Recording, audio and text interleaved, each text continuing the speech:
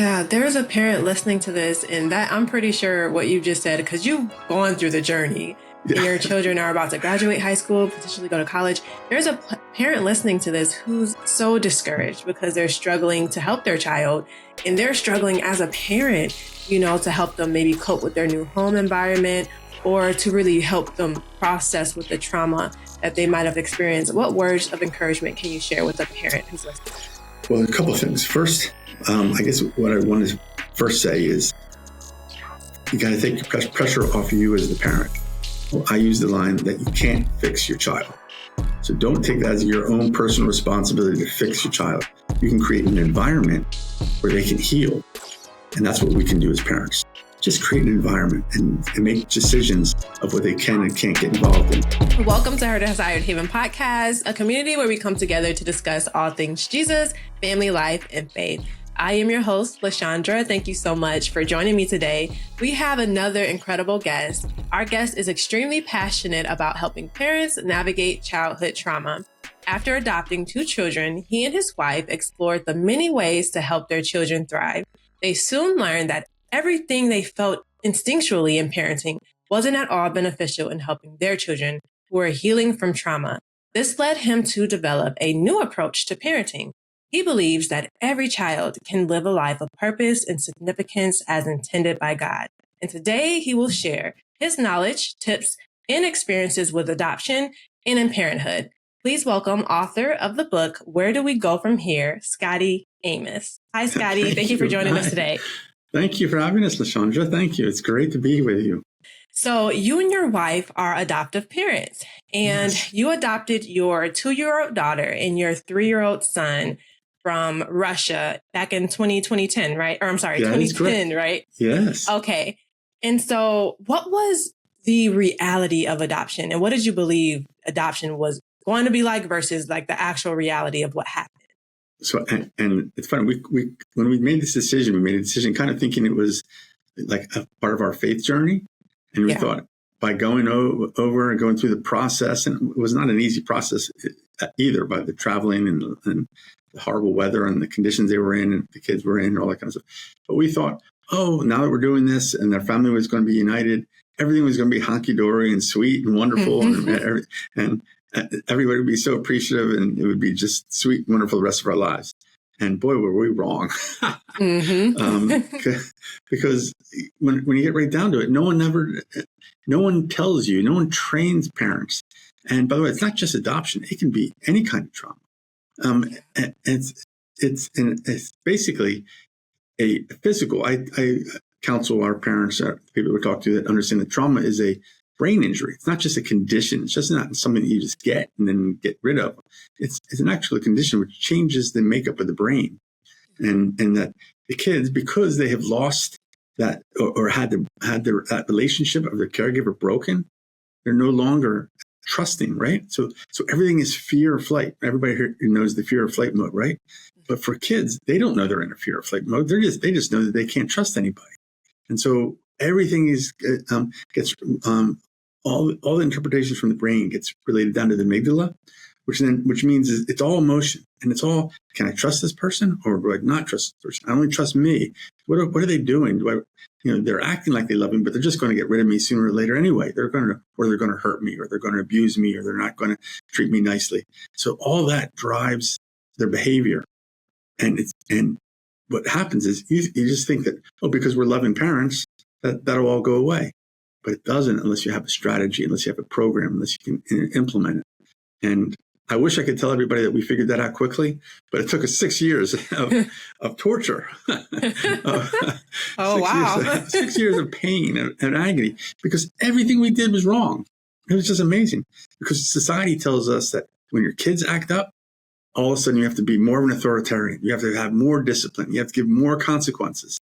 But they don't tell you that with trauma, is that gives the exact opposite. It makes it worse for them. It makes them act up more. It makes them less trustworthy to you and others even more. And then, so it never gets resolved. And it's this big, terrible situation. And to be honest with you, we only figured out the process in 2 steps.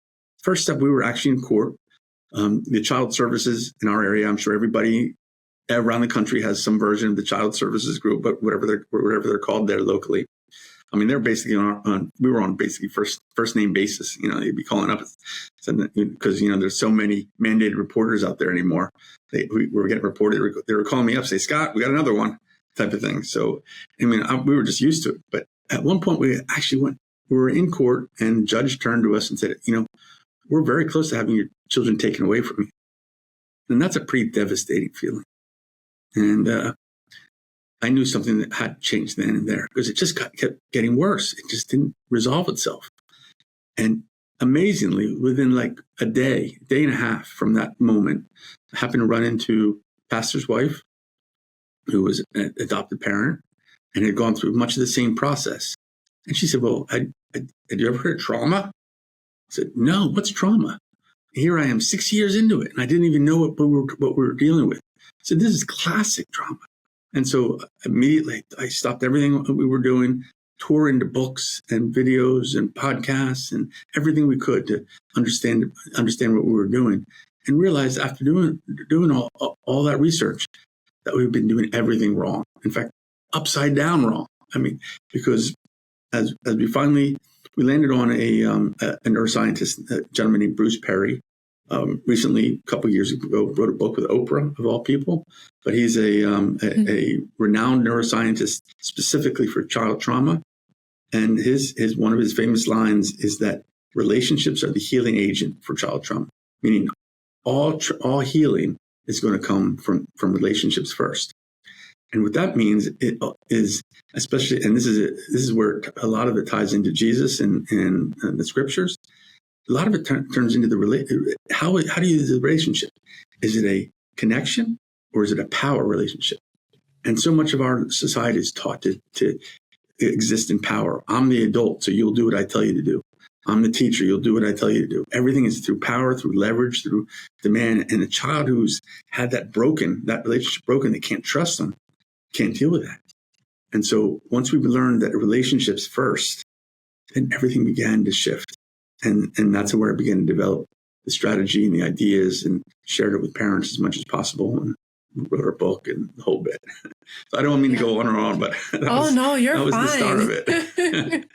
So wow, that has to be extremely difficult to go through, be threatened with your kids, constantly threatened. Like that in itself has to create such a traumatic experience within you. Every time the phone rings, you think, okay, it's them again. You know what I mean? Like that's extremely hard to constantly be threatened with your children being taken away from you. So I've even been in that situation, going through an abusive relationship, and it's like I was about to lose my kids as well. So that's not easy to be faced with that, but on a constant basis.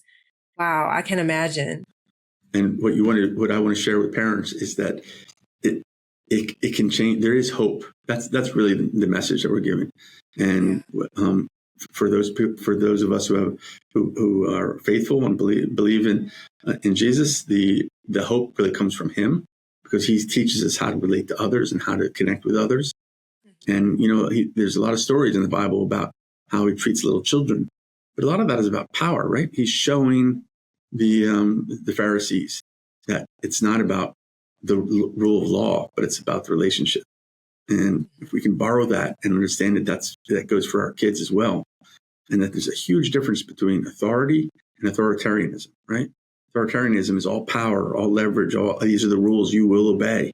But authority is through love and connection, because kids want to be told what to do. They want to be taught. They want to be guided, and they will give you the authority if they know that you love them. So that's how we kind of, the basics of how we built and our, what we call our PSR, our positive, safe relationships for parents. Mm-hmm. Okay. So, tracking back just a little bit, your children, were they actually related prior to you? Like, did you adopt them together as brother and sister, or? We did. They got brother and sister, and they were in what's called a baby home in Russia. They it's not a loving, warm. I mean, I'm sure many people have read about the Eastern European areas of the way they handle it, but so they weren't used to being loved. They were used to being cared for, things like that. It was very, rules and stark, things like that. So it was very difficult for them. How was that transition for them? Like, They were siblings already. How was that transition for them coming here? And then how was their bond with one another? Because they had already been through a lot together. Yeah.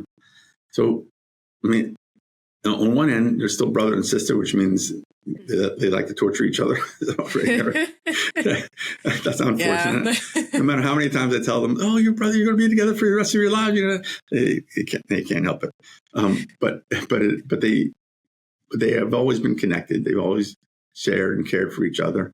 And in adoption and in many areas of trauma itself, it also affects the process of learning, because trauma will block the ability to learn.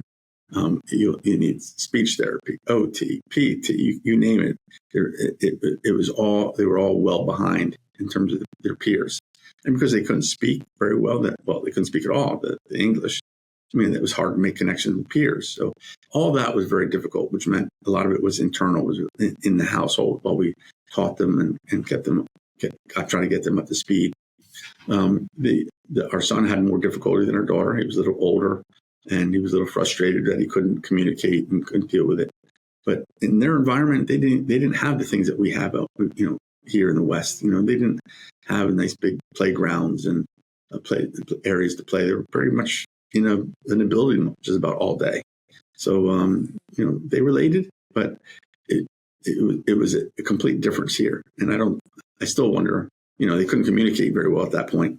But I still wonder what the feeling was, that they were amazed by the car ride to the airport, like looking out the car, seeing on a highway. When they first got home, they would just stare at the washing machine going around and around. Like, little things that we take for granted. The simple things that impressed, yeah. Yes.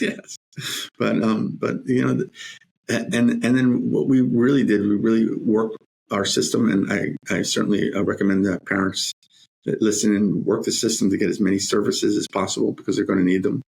And it's not just, again, I talk about my experience is adoption, but when we teach and talk to parents, it's all kinds of trauma. There's neglect, there's abuse, there's even kids can't get a decent meal once a day. Can have significant trauma, and it can affect their learning and their ability to communicate and deal with parents and their peers. So, yeah, that was a big deal. I will say one of the things that we learned in the whole system, and I'm kind of moving on here a little bit, is that we call it the 3 R's, which is the regulation, relationship, and reason.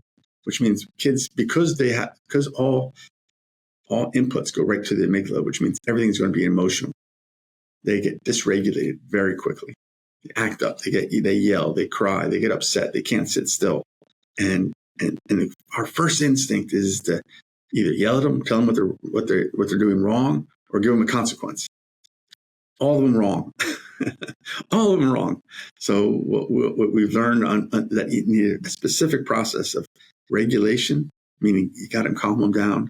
Then relationship, got to connect with them. And then you can talk to them about how could they treat them differently. How can we work through coping skills? How can they build resilience? And that takes a long time. I oftentimes talk to people like, if you have a broken arm, you have a cast, right? And then your arm is better in 6 weeks. Well, it's, what we're trying to talk about is putting a cast around the kids, right? Of safety, these zones of safety, like a cast. But it might take 10 or 15 years. And we, as parents, have to be committed to that process. And what does that mean? What are their circumstances? How do we make those decisions? And it's quite a challenge. So Here I go on and on again. Oh, no, you're fine. We need this education, I think. I think it's interesting because some people have the perception of, you can't learn different parenting skills. Just do what you were taught. Or don't pick up that book. They don't know about what we're going through. No, like whatever you need to do to educate yourself to be a better parent to your children, do it, because some of the things that we learned growing up, some of the things we were taught is the wrong way to do it. It wasn't a good example, a good model. And then our parents and their parents just did what they knew how to do with what they had or how they were taught. And it's not always the best example. So It's important to have, community, wiser people around us to teach us things, but also seek out help, seek out counseling, therapy, a coach, whatever parenting classes. I've taken parenting classes just to see what you don't know. Because Make you it never one know. nugget, That might be right. That might be the key to, transform just the whole household, which could help you and your children, That's just on an everyday basis, just be able to thrive and be able to function a little bit better.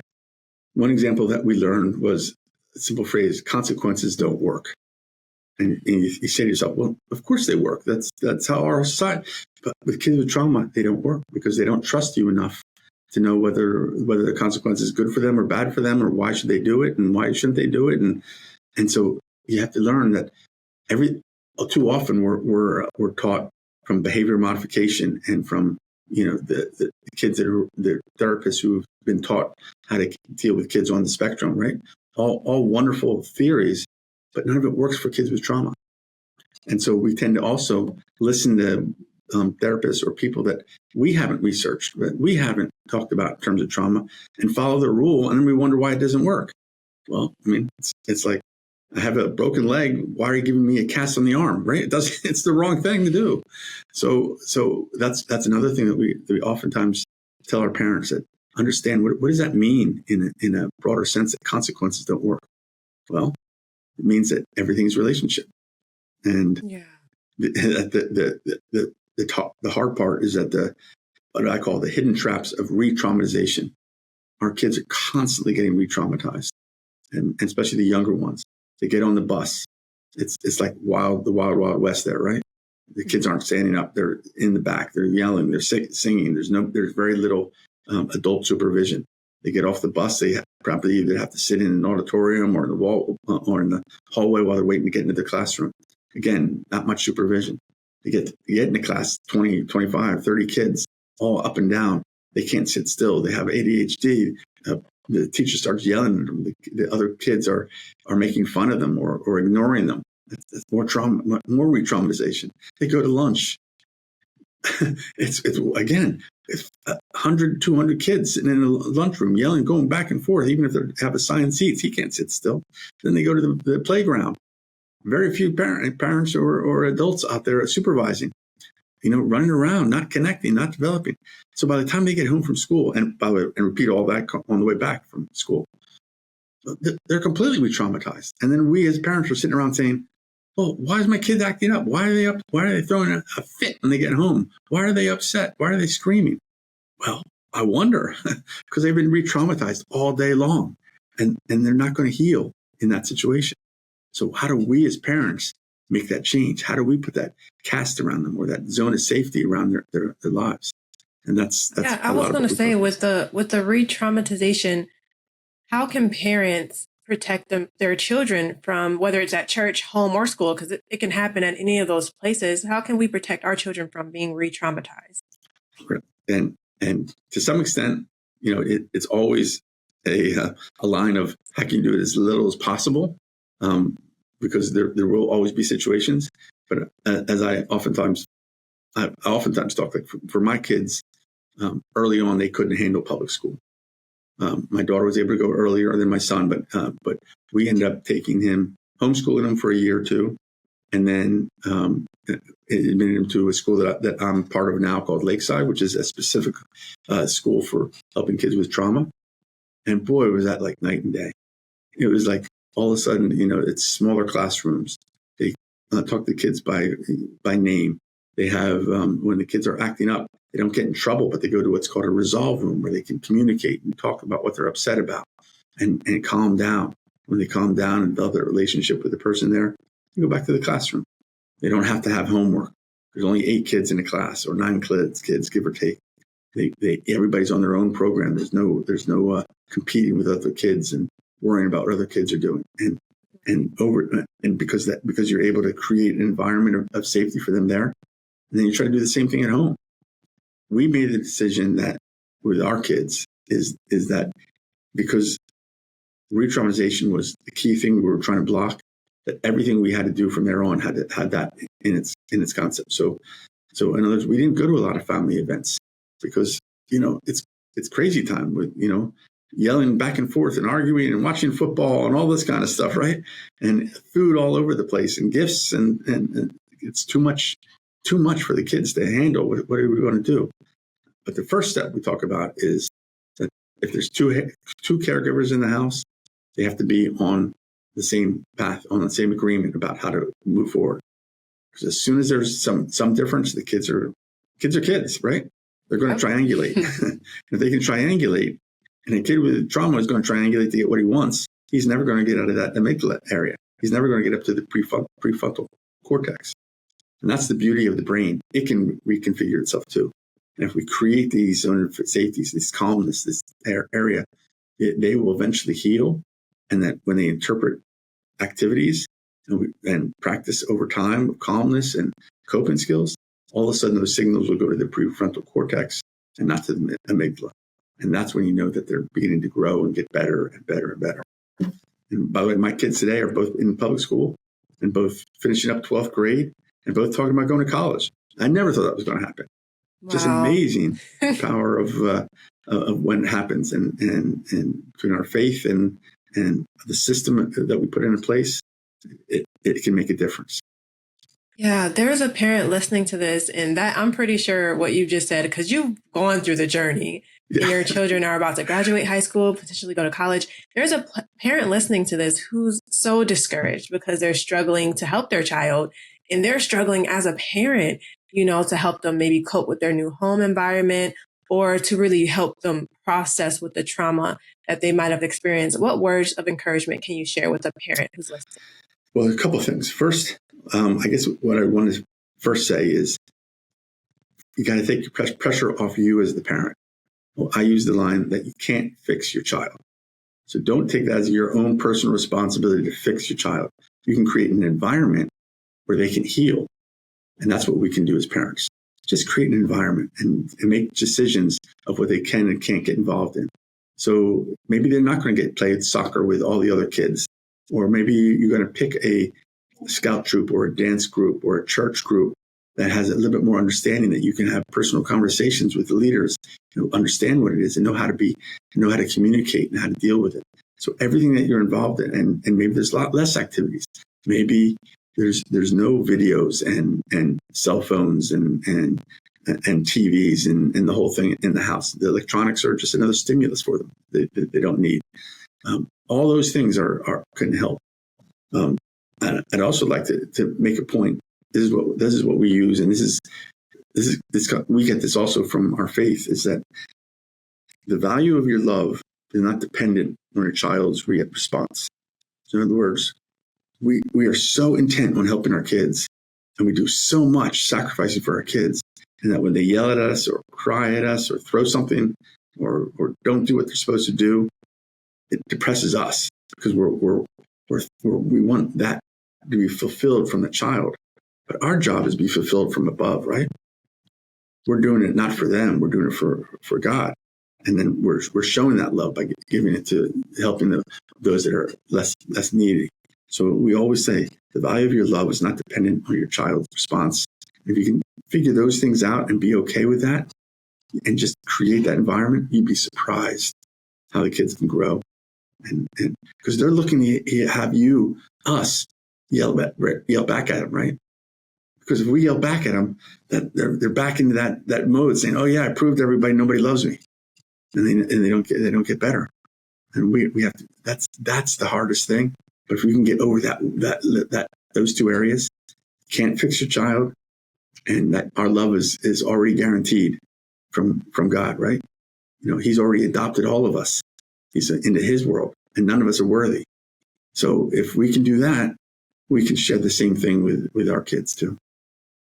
That's so encouraging. Thank you for that. Someone needs to hear that for sure, because sometimes we can be hard on ourselves as parents, and to understand that, hey, you don't have to control your kids. It's actually not your job to control your kids, but it's to model behaviors for them. It's to lead them and teach them how to make good decisions so they can independently do those things on their own. Yes. So, and then leading on the strength of God, because some days it's like, God, help me, help me. That's all I can say. And He shows up every time and helps me just take it one day at a time. Sometimes it's hour by hour.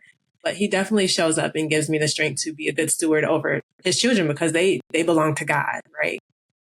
And it's amazing. Just when I think I know everything, that's when all problems and mistakes happen again. And then I sit back and go, okay, That was me again.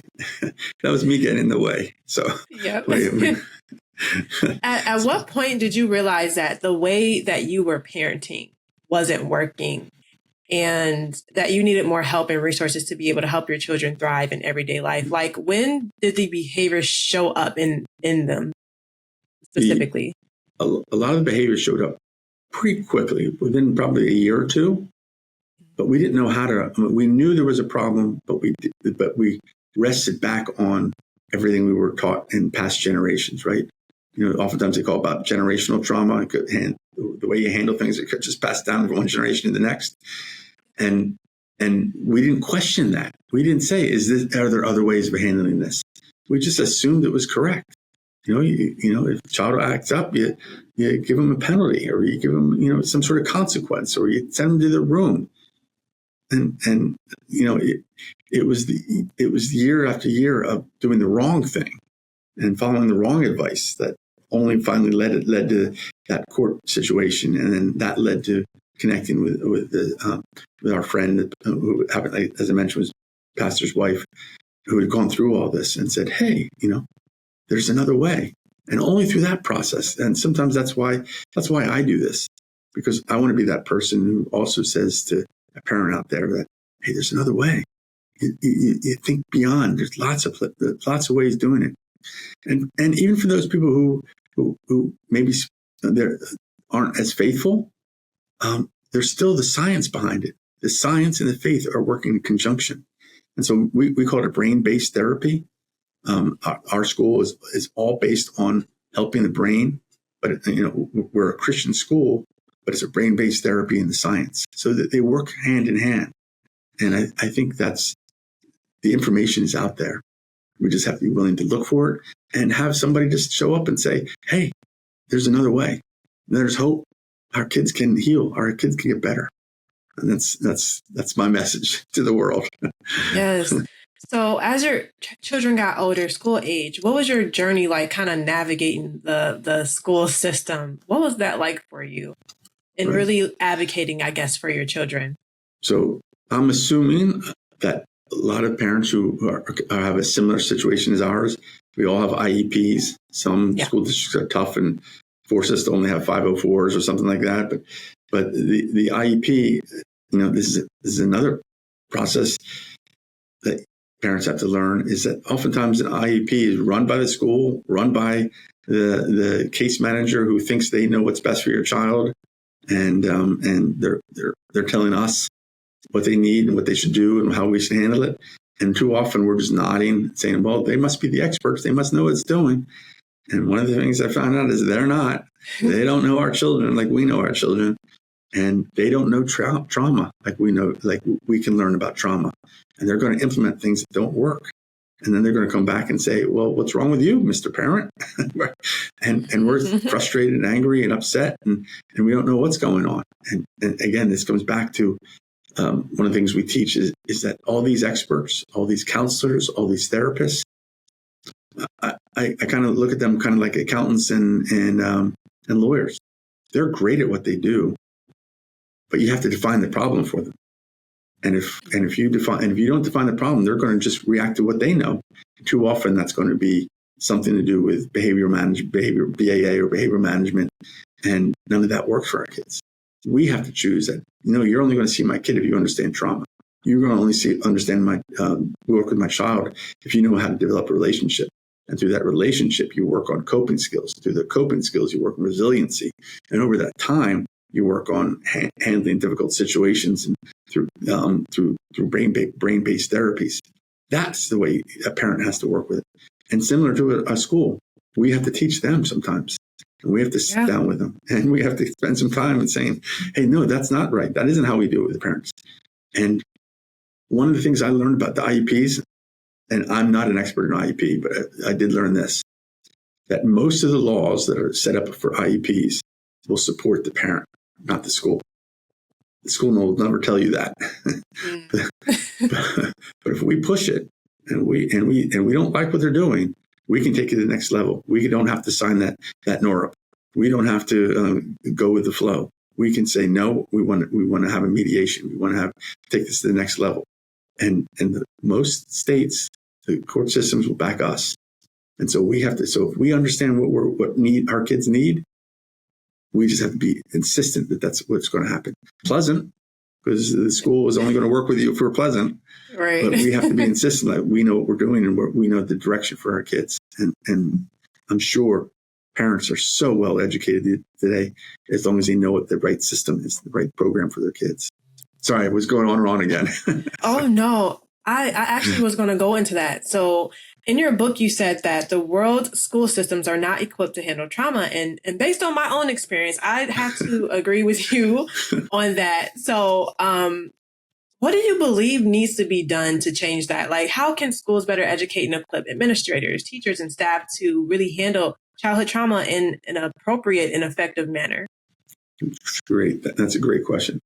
So I would look at trauma in schools at two levels. One is the teacher level, right? They have to be trained in recognizing trauma, what it is, and how to relate to those kids.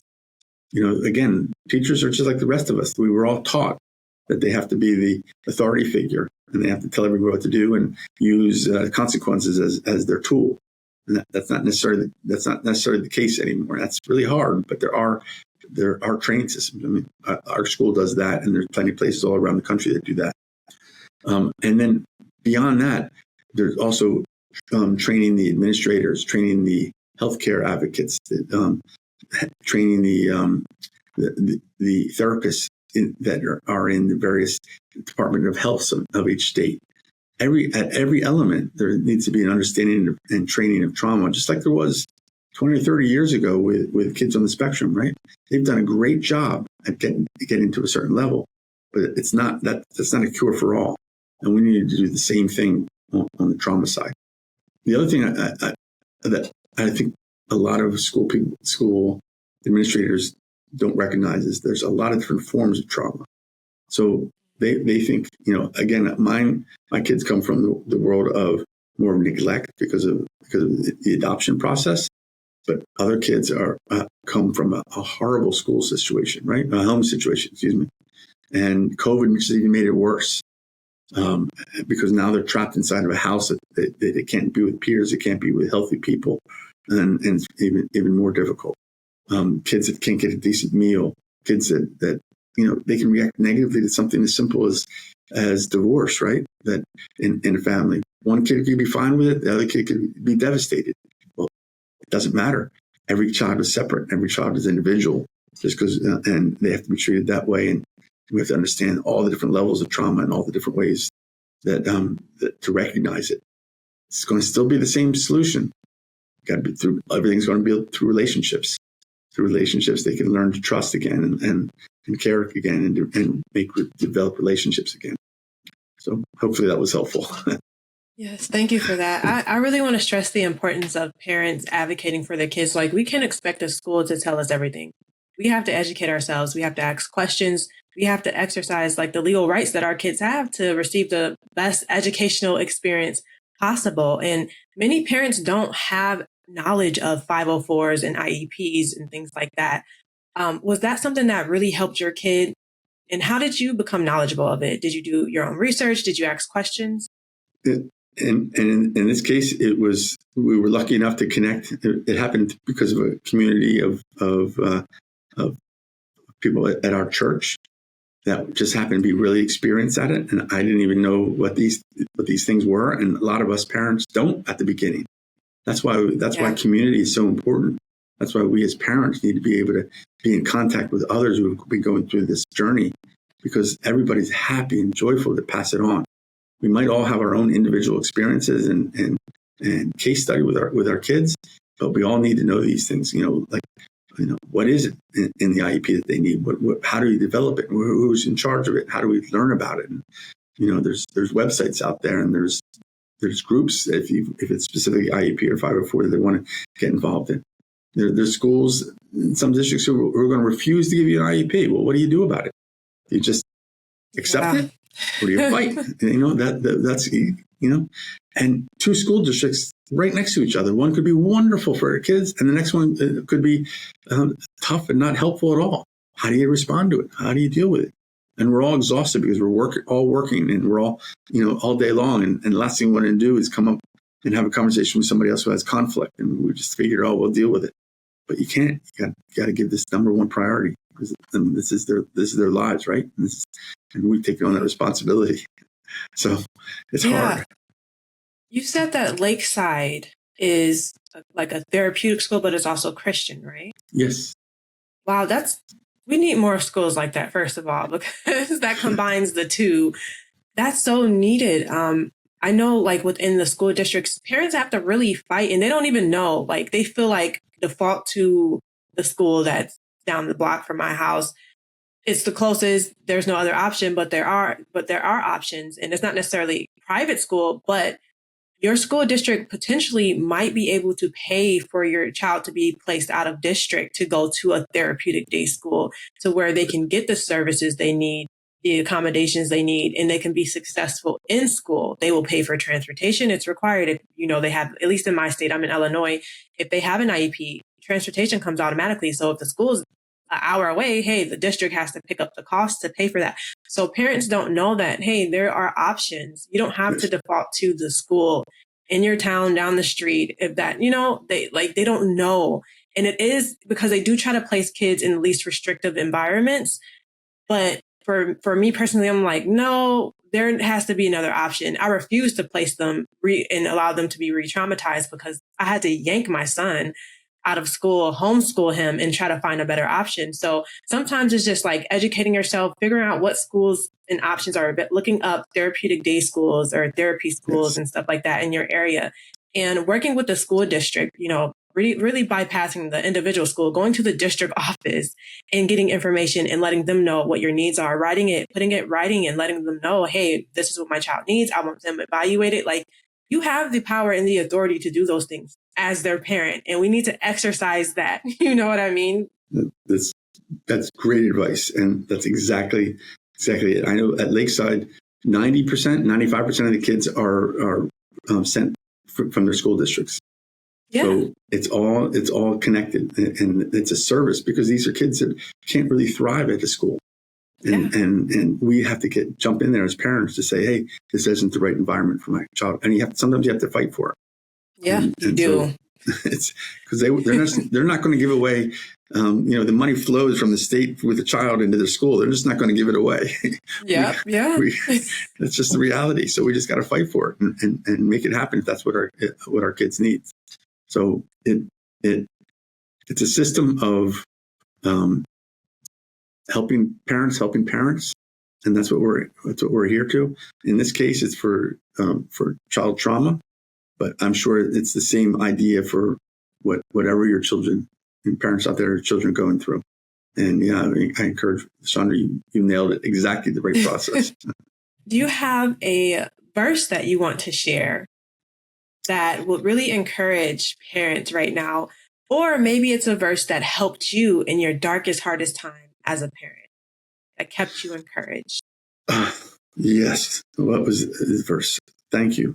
Actually, well, I'll just share, was it Psalm 27, where basically the idea was, the words that came out was, wait on the Lord.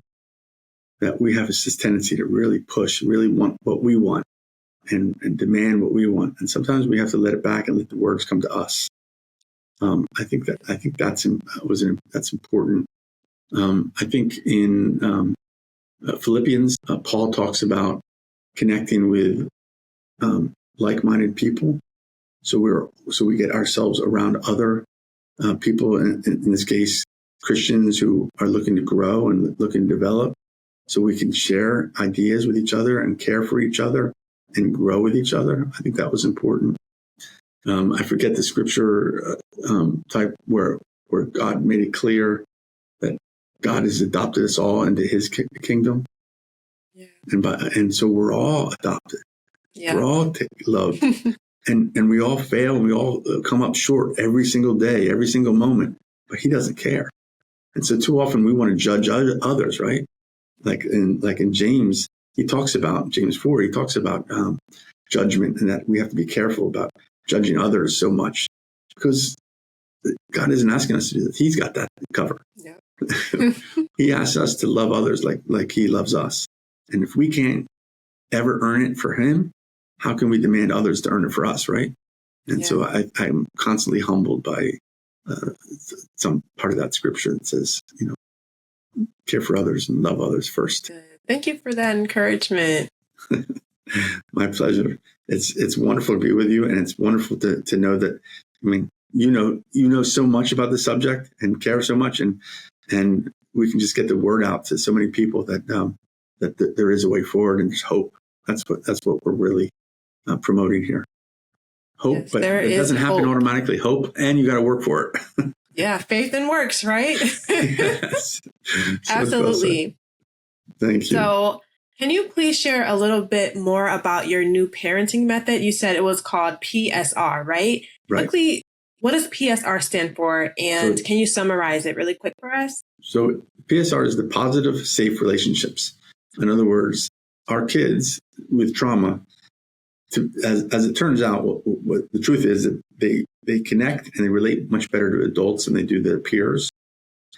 Much of that is because they don't feel judged, and they're not 90% of communication is nonverbal, and sometimes they're being ignored or looked at or made fun of by their peers, and their peers can be tough, but adults are a lot better. And so what we're talking about in positive, safe relationships is that creating as many situations for the child, this safety zone that I talk about, or this bubble, where everywhere they go, they can relate to the person in charge. And is it a positive, and do they feel safe, and can they develop a relationship? It's that type of thing. So everything has to be intentional. We talk a lot about it, how intentional things are being.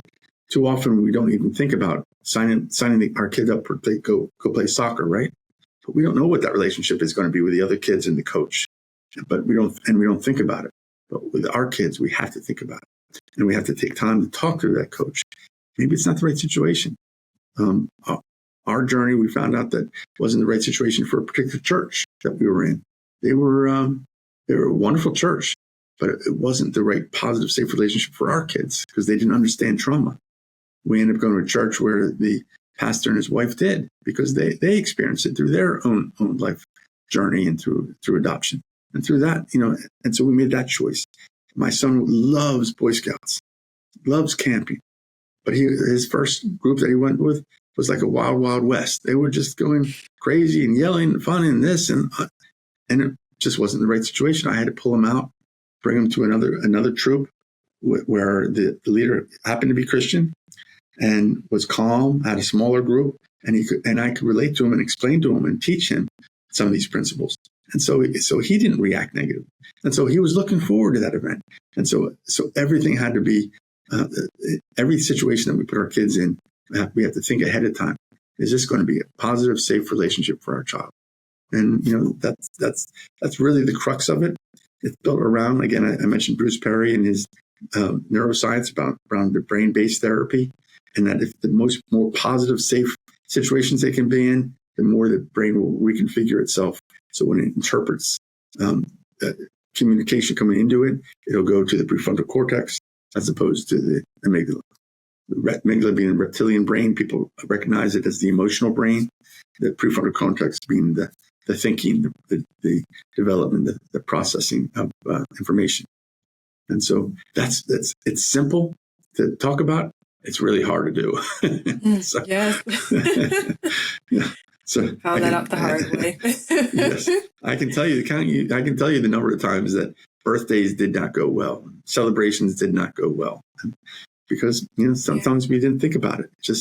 You just go, and then you realize after the fact, well, that was a bad decision, and you want to blame your kid, but we're the ones who put him in that situation. It's tough. That's true. So I think it's important to really study your children. If you have multiple children, you have to individually study each one, because all of their needs are going to be different, how they react to things, how they have processed trauma, like their coping skills, what works for,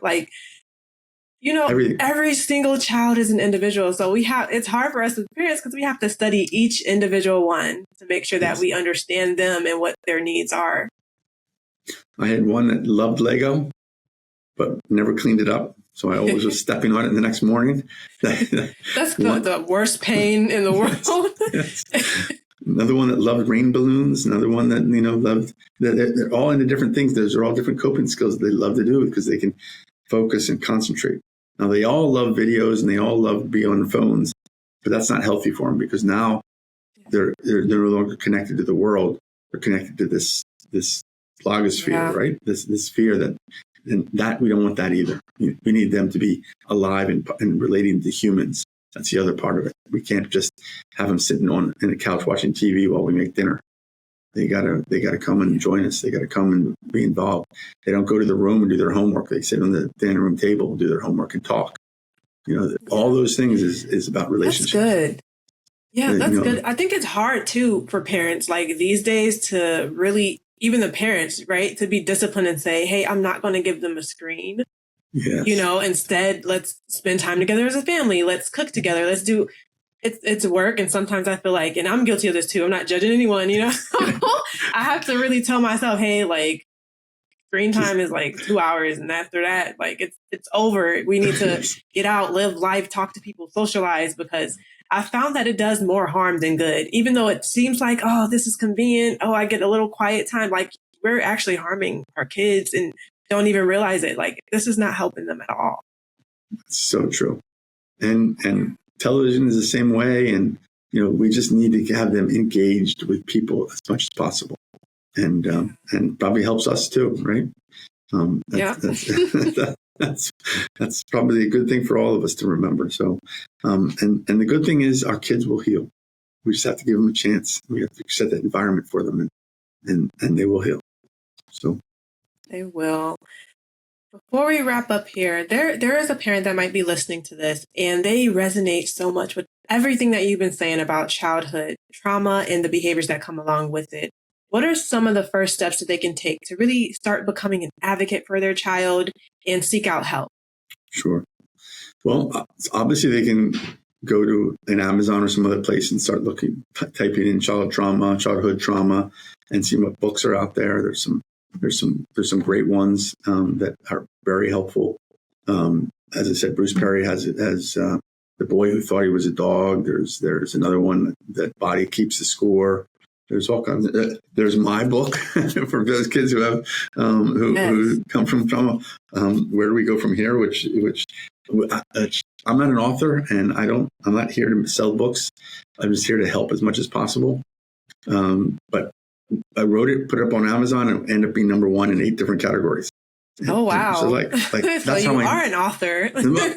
That's how I know this is a topic that people need to hear. Talk to others that have gone through this process. Ask for connecting, people, whether it's through their church or through their local organization or through their school or through their PTA or something where they can find some other people that have gone through this journey ahead of them. My website is called Child Trauma Sherpa because we're not telling people what to do. We're walking with them. And that's the idea is that we need people that we can walk with and ask questions as we hit each milestone with our kids. And I think there's lots of blogs, lots of videos. And the first step is to understand that there is a whole methodology and a whole system to child trauma. And we just have to do as much research, embrace as much as possible. And then everybody that we're around, we have to communicate. This is what we're doing. We're going to be intentional. It takes a community. It takes a village, right? Yeah. If you want to be part of our lives, you have to be on board with this. We love you, but this is the way it is. And most people will do that if it's done in a loving and caring way. So that's important too. Scotty, thank you so much for joining us today. Where can people connect with you and purchase your book? As I said, it's right now it's Amazon or our website, which is Child Trauma Sherpa or ctsherpa.com. We're also on Facebook and Instagram under the same. And we'll link to your information as well. So we'll be glad to promote your podcast to our group and vice versa, and thank you. See what we can do to build our community as much as possible. That's what, at the end, that's what we need to do. We need to build. My website has lots of blogs for information if we're interested in it. We put out 2 or 3 every month, and that covers almost every part of child trauma. There's a group of people that want to sign up and get these sent to them every month. We don't push any sales. We don't sell anything. It's just a matter of sharing the word, sharing the information as much as possible. So love to help any way we can.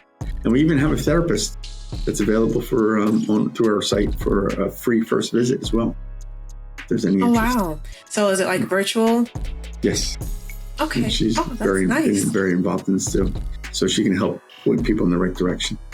So love to help, love the care, love to let everybody know that there's a way forward, there's hope. We just have to give each other some grace. Yes. Thank you so much for joining us today. And to all the listeners, thank you so much for listening. This has been another incredible and I believe timely episode. Like, we need this information to help us as parents know that you're not alone, stay encouraged, and know that God is with you throughout the whole process, and He loves you and your children because they're a gift from Him. I will see you in the next episode. Bye-bye.